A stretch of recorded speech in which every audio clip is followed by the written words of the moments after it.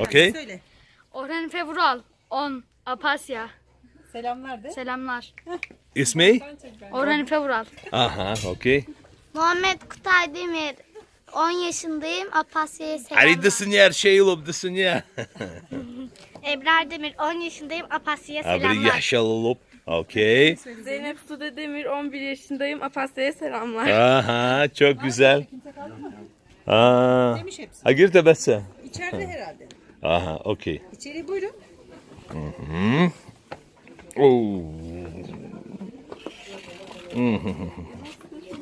Arak ayma sıçrıp.